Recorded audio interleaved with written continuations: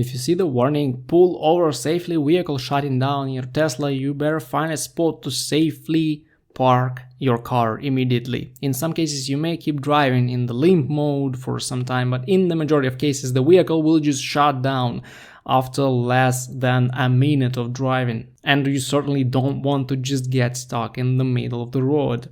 So this usually happens to quite new cars with up to 5,000–6,000 miles on the clock, and the most likely culprit is the rear drive motor inverter being faulty. In 90% of cases, Tesla ends up replacing the entire rear motor assembly instead of actually finding the culprit, and since the repair is always under warranty, Tesla doesn't seem to share a lot of information about it. The best solution would be to safely park your car, call Tesla assistance for emergency towing, and let the company deal with the problem. Sometimes after you turn off the vehicle, go out, lock it, and then unlock it and try to start, it will act as if nothing happened and you'll be able to drive.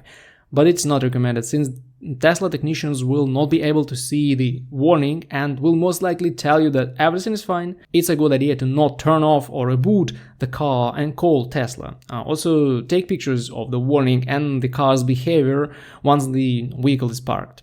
This may help you prove to Tesla there is a problem and that they need to do something with it.